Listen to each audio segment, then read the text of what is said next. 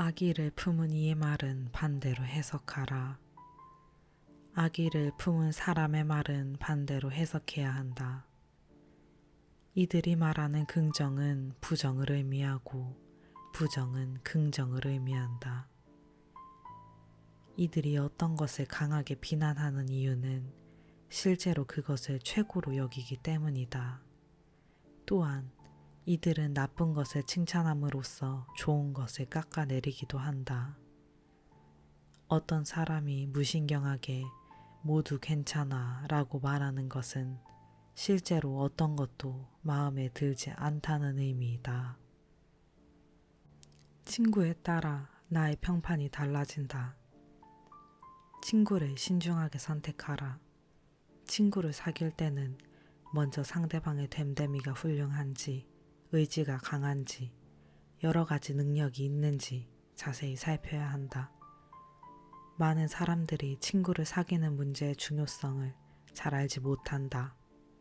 친구를 신중히 고르는 사람도 있지만 대부분은 우연히 친구를 사귄다. 그런데 많은 경우 어떤 친구를 두었느냐에 따라 자신에 대한 평가가 달라진다. 따라서 지혜로운 사람은 절대로 어리석은 사람들과 사귀지 않는다. 어떤 사람과 어울리는 것이 즐겁더라도 그 즐거움이 강한 신뢰에서 비롯된 것이 아니라 단순한 쾌락이라면 그와 우정을 나눈다고 말하지 않는다.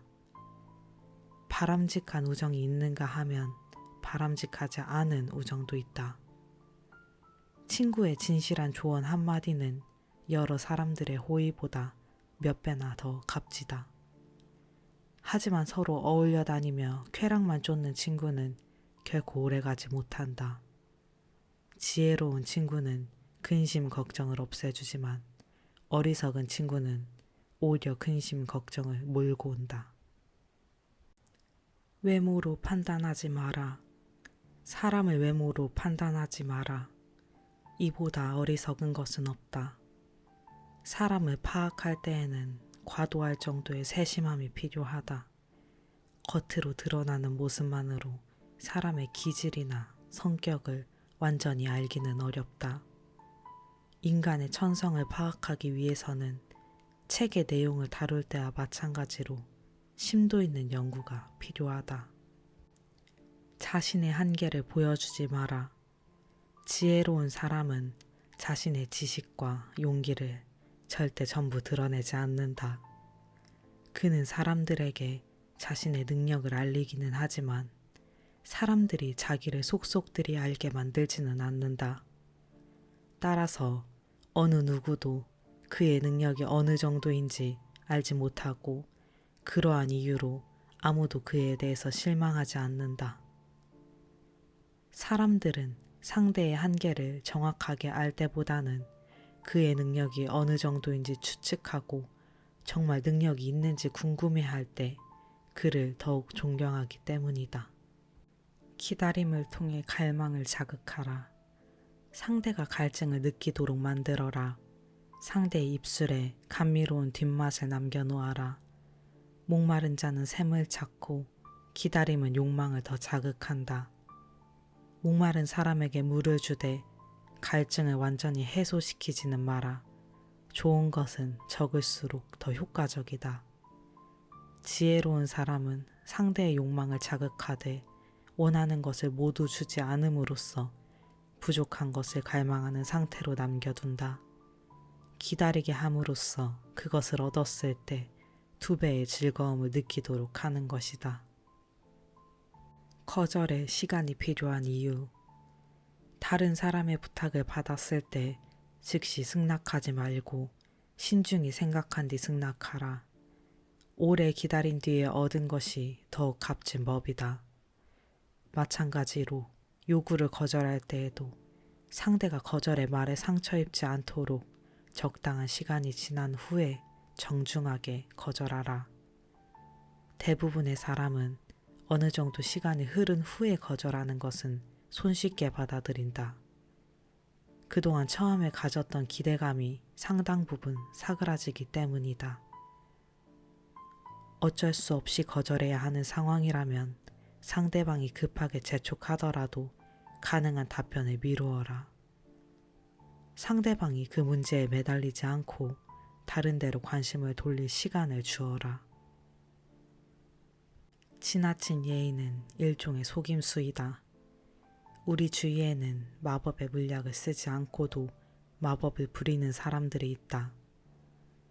이들은 정중한 인사만으로도 사람들의 환심을 살 수 있다는 것을 알고 예의 바르고 친절한 태도로 상대방의 호의를 얻는다. 하지만 모든 것을 약속하는 사람은 실제로 아무것도 약속하지 않는 것과 같다.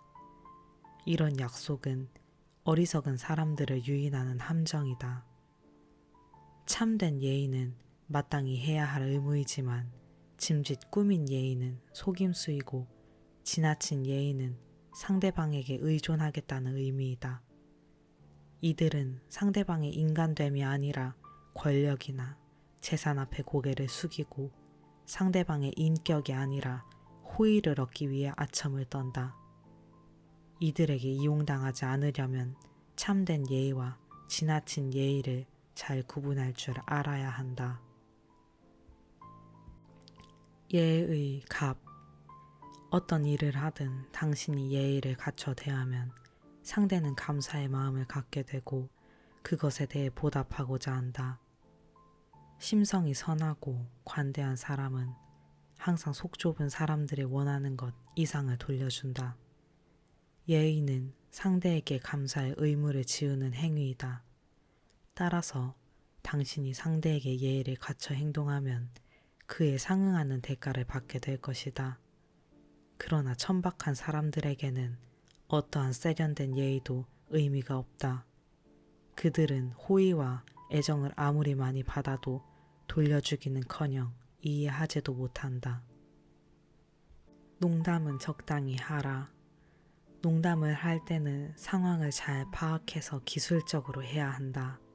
심기가 불편하거나 언짢은 일이 있는 사람에게 쓸데없이 농담을 던지는 것은 어리석은 행동이다. 상대는 가벼운 농담이라도 악의로 받아들일 수 있기 때문이다. 때에 따라서는 조롱을 참는 것도 일종의 예의이다.